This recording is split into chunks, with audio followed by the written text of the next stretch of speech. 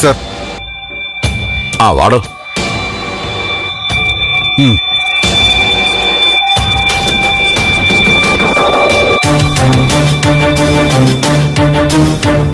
ആരാ ഇവള്? സർ, ദേവിക സിദ്ധാർത്ഥ സാറിന്റെ മരുമകളാണ്. സിദ്ധാർത്ഥ സാറോ? കൊലക്കേസി പ്രതിയൊക്കെ സാറെന്നാണോ താൻ വിളിക്കുന്നേ? അമ്മാവനൊരാളെ കൊന്നു, മരുമോള് കൊല്ലാൻ കൊട്ടേഷൻ കൊടുത്തു. കൊള്ളാം, ബെസ്റ്റ് മരുമോള്. പാരമ്പര്യം കാത്തു സൂക്ഷിക്കുന്നുണ്ട്. താൻ തനൂജയെ കൊല്ലാൻ ഗുണ്ടകളെ ഏർപ്പാടാക്കിയത് ഒറ്റയ്ക്കായിരുന്നോ അതോ മറ്റാരുടെയെങ്കിലും പിന്തുണയുണ്ടായിരുന്നോ? സിദ്ധാർത്ഥിന്റെ ഭാര്യ പ്രഭാവതി, നിന്റെ ഭർത്താവ്, അങ്ങനെ ആരുടെയെങ്കിലും സഹായം ഉണ്ടായിരുന്നോ എന്നാ ചോദിച്ചേ. സർ, തനൂജയെ കൊല്ലാൻ ശ്രമിച്ചു എന്ന് പറഞ്ഞ എന്നെ അറസ്റ്റ് ചെയ്തത്. എന്താ സംഭവിച്ചെന്ന് എനിക്കറിയില്ല. ഈ പറയുന്ന കാര്യത്തിൽ ഞാൻ ഉത്തരവാദിയല്ല. ഇത് കള്ളപ്പരാതിയാ. യഥാർത്ഥത്തിൽ പ്രതി തനൂജയാ. അവള് ഞങ്ങളെ ദ്രോഹിച്ചിട്ടുള്ള. അവള് എന്നെ കൊല്ലാൻ ശ്രമിച്ചിട്ടുണ്ട്. കത്തിക്ക് കുത്താൻ വന്നു. ആ കുത്ത് എന്റെ ഭർത്താവിന്റെ സഹോദരിക്കാ കൊണ്ടത്. രജനി ചേച്ചി കുറെ കാലം ആശുപത്രിയിലായിരുന്നു.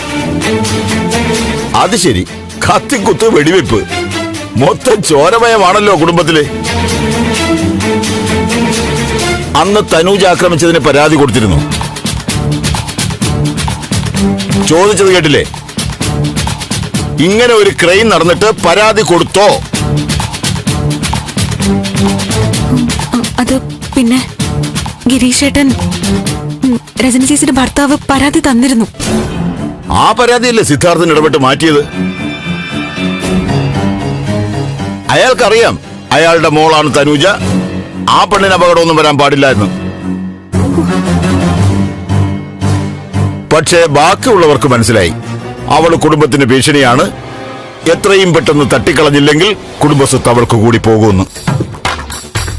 അങ്ങനെ എല്ലാവരും കൂടി ചേർന്ന് നിന്നെ ചുമതലപ്പെടുത്തി ഒരു മാർഗം കണ്ടുപിടിക്കാൻ. മീര കേസിൽ എക്സ്പീരിയൻസ് ഉള്ള നീ ഗുണ്ടകളെ ഏർപ്പാട് ചെയ്തു. പക്ഷെ പ്ലാൻ ചെയ്തതുപോലെ അവളെ കൊല്ലാൻ പറ്റിയില്ല. സാർ പറയുന്നതൊക്കെ പച്ചക്കള്ളോ? മീര കേസിലെ യഥാർത്ഥ പ്രതി ഇപ്പൊ ജയിലില്ല. ആ കേസിൽ എന്നെയും ചേർത്ത് പരാമർശിക്കരുത്. അതുപോലെ തനൂജ അച്ഛന്റെ മുൻ MLA സിദ്ധാർത്ഥന്റെ മകളല്ല. നിർത്തലേ, ഇത് സ്റ്റേഷനാണ്. നിന്റെ പ്രസംഗമൊക്കെ അങ്ങ് തറവാട്ടി മതി. കൊലപാതക ശ്രമക്കേസിലെ 1ാം പ്രതിയാ നീ. മൊഴി തയ്യാറായിക്കൊണ്ടുവരും, അതിൽ ഒപ്പിട്ടോളണം. വായിച്ചു നോക്കിയിട്ട് ഒപ്പിടാം സർ. വായിച്ചു നോക്കിയിട്ട് ഒപ്പിടുള്ളൂ അല്ലേടി? വായിച്ചു നോക്ക മാത്രല്ല, അത് ബോധ്യപ്പെടുകയും വേണം സർ.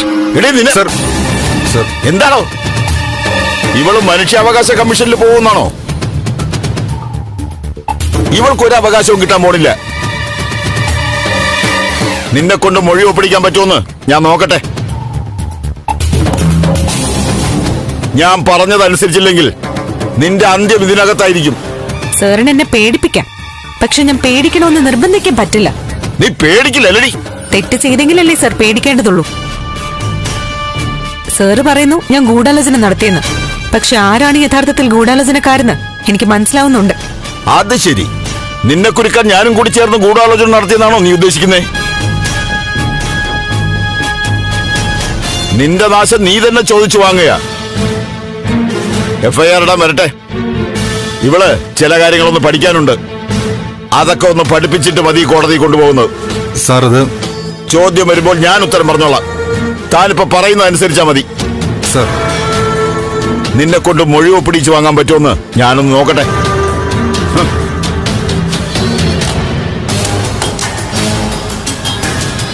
കൊണ്ടുപോടോ ഇവിടെ. സർ.